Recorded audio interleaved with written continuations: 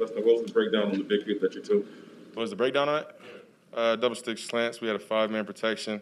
I tried to give Riley Ridley a double move on the backside because I wanted to take a shot at the end zone, and then they brought that linebacker off the front side.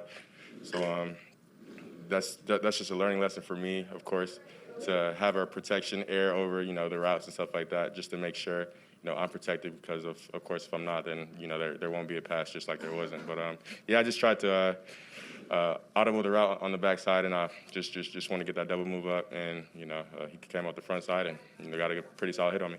Justin, what's the correction there? What do you need to do instead there? Either we need to push out to him, or I just need to throw hot on the front side. So it's a simple correction. Just missed it. Didn't look like it affected you very much. I mean, it didn't really hurt, to be honest with you. I think the one thing that hurt was my helmet coming off and hitting me in the eye, but the actual hit, it wasn't that crazy.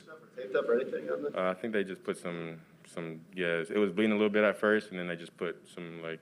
I don't even know. Were you strapped up? Yeah, I mean, I was strapped up. Just popped off. Just in the pass you hit to Jesse up the left side, you just take us through that sequence and what you saw there. I mean, the same play as last week. They're in man coverage, so of course you want to fake the naked and get the safety moving to the right, and then just throw back left. So he beat the linebacker that was on him, and of course it was definitely a big play. What have you liked about him?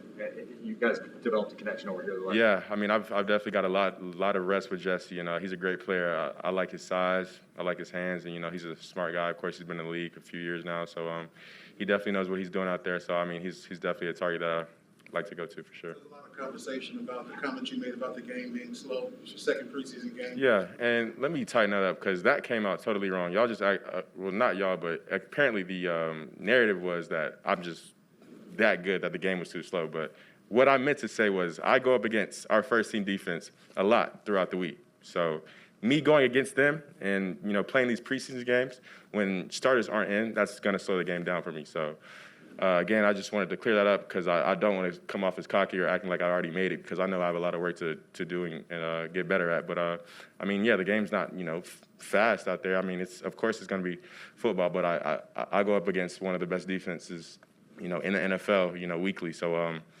that's definitely going to help me when I'm going against the 2s and 3s out there for different teams. Justin, what would you say about your progress just from preseason game number 1 to now playing preseason game number 2? Yeah, I mean, I feel like I got better each and every day this week, and I feel like, of course, this game didn't go the way it wanted to, but we just have to eliminate the mistakes that we had. We had too many penalties, in my opinion, too many false starts, too many holding calls. It seemed like when we got a positive play, it was always coming back. So if we can be able to eliminate those penalties, eliminate those self mistakes, I feel like we can get a rhythm going and drive the ball down the field and score. Justin, how difficult was it for you to miss a practice this week?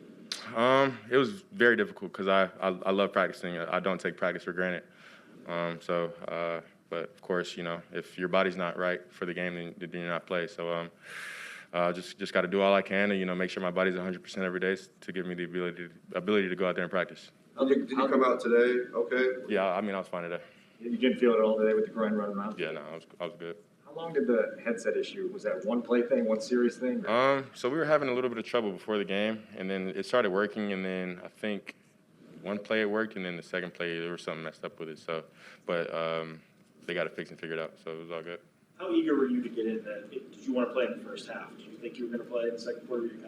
No, they already told me ahead of time that I was going to come in the second half. But, of course, me being a competitor, I always want to be out there and play. But, it's not my decision as coaches. But so I'm going to do whatever I can to help my team when I do come in, to score touchdowns and put points on the board.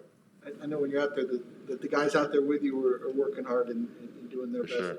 I'm curious to see what it would look like if you played alongside starters. Am I curious to see? Yeah. Am I curious to see? I mean, yeah, I guess you can say that. I feel like that's a tough question. I'm not really worried about that. I think that time will come, when it's needed. But right now, I'm just not even focused on that. I'm focused on getting better, because I'm not worried about who I'm going with. I'm just trying to, whoever you throw me in there with, we're going to ball out, and I'm going to, try to score every drive. Justin, you're aware of what the original plan was for you when you were drafted, and that seems like he's willing to evolve as necessary. How determined are you to try to change their mindset, accelerate your timeline, try to change things a little bit here in the next few weeks? I'm not worried about any of that, to be honest with you. I'm just worried about getting better every day, and everything will take care of itself.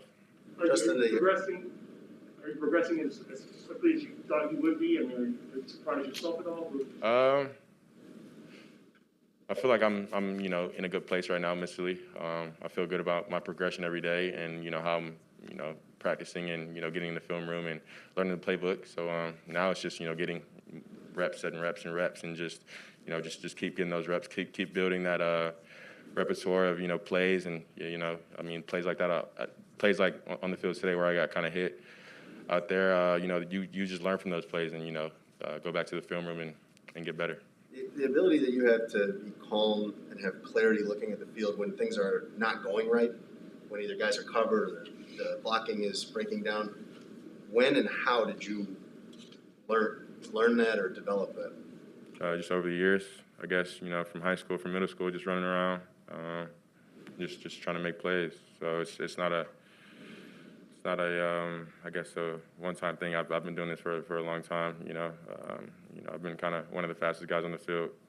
So I think I've had a lot of experience doing that. So when I do escape the pocket, I'm able to keep my eyes on field and. I'm sorry. Plays. No, you're good. Is the speed the root of that? That you just always have it in your mind that no matter what happens, you could use the speed to get out of whatever danger is coming? Of course, I'm trying to throw the ball downfield first. But if the pocket breaks down or I see a gap in the line, then I'm gonna try to make a possible sack into a positive play every time. Justin Flip told us the other day that you weren't happy with the practice the other day, and you asked him to come back out, go through the whole practice script again. What made you want to do that? What did you get out of doing that? Those particular practices, I only get 2 reps of our offensive plays, and then I just work with the scout team, so they kind of give us carded plays for us to run against the defense. So I just wanted to go through the offensive script just to make sure I get those reps and mentally, just to make sure I was on top of everything. So it was more like just getting the mental reps that. Yeah, it was more getting the mental reps just because I wasn't able to run the actual plays in practice. The last 2 weeks, how have you developed your pregame routine? Is it different than what it was at Ohio State? And do you lean on Andy and Nick and see kind of how they go about their business in a couple of games? I feel like it's pretty similar to the routine I had at Ohio State. Of course, I don't really try to, I guess, model my routine after Nick and Andy's routine. I might pick something from theirs and add it into mine. But again, I'm just learning from those guys. From the playbook to their routine to taking care of my body. I think Nick's really good at that. He's really smart about what he does with his body and how he takes care of his body. So having him here really helps me out a lot. As the first team offense continues to struggle and you continue to play well, the calls for you to be on the field are going to get louder and louder. Do you feel a sense of responsibility to kind of calm some of that noise in this ever-growing quarterback controversy? I feel a sense to be there for my teammates when they need me. So as long as Andy's in the game, I'm going to be rooting for Andy and hoping that we put up 100 points a game. But when I do go in the game, I'm going to try to do the same thing. And what I think what the fans have to realize is we're on the same team. So we're all trying to win games, and that's really our main focus. We're not worried about who has touchdowns, who's doing this and that. We're just out here trying to win. When you're standing on the sideline, you hear fans chant, "We want Justin Fields," or you got a standing ovation anytime you come to the game. Is that something you kind of get used to? Do you notice that sort of thing? I noticed it. Of course, the fans are awesome, getting me out there, but they also have to realize, Andy's a human being too. Andy's out there on the field right now. So I really just think it's kind of disrespectful to Andy, them cheering my name out like that. And, they have to, trust in coach to, make sure he's making the right decisions and, just cheer Andy on. Like that's not helping Andy play better than cheering my name. That's not doing none of that. So, I would say, my advice to them would be just cheer for who's out there playing on the field. Justin, with some of the series that stalled out in the second half, are there things as a competitor that kind of gnaw at you when you leave here tonight? With some of the drives that stalled out in the second half, are there things that, as a competitor that gnaw at you when you leave here tonight and things that bug you?